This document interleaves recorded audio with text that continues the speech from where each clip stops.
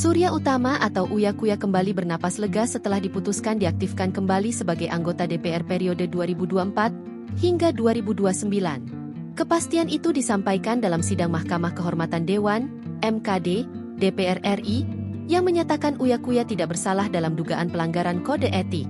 Putusan tak terbukti pelanggaran kode etik Uya Kuya itu dibacakan oleh Wakil Ketua MKD DPR RI Adang Darat Jatun dalam sidang pembacaan putusan di Kompleks Parlemen, Jakarta, Rabu, 5 November 2025. Menyatakan Teradu 3, Surya Utama, tidak terbukti melanggar kode etik.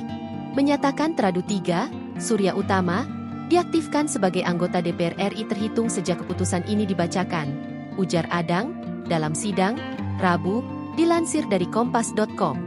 Dalam pertimbangan yang dibacakan Wakil Ketua MKD Imran Amin, Majelis berpandangan bahwa Uya Kuya tidak memiliki niat merendahkan lembaga negara ataupun pihak manapun.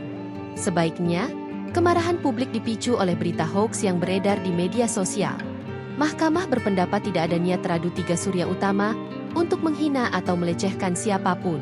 Kemarahan pada Teradu 3 terjadi karena adanya berita bohong bahwa Teradu 3 Surya Utama berjoget karena kenaikan gaji, kata Imran. Imran menuturkan, sejumlah video Uya Kuya yang beredar di media sosial dan memicu kecaman publik ternyata merupakan konten lama atau tidak terkait dengan sidang. Namun kemudian, video-video itu disunting dan disebarkan ulang seolah-olah sebagai bentuk respons terhadap kritik publik.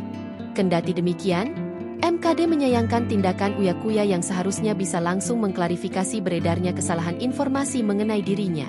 Mahkamah berpendapat seharusnya Surya Utama aktif melakukan klarifikasi setelah beredarnya berita bohong tersebut, kata Imran. Akibat dari berita bohong tersebut, rumah Teradu 3 Surya Utama dijarah oleh pihak-pihak yang tidak bertanggung jawab, sambung dia.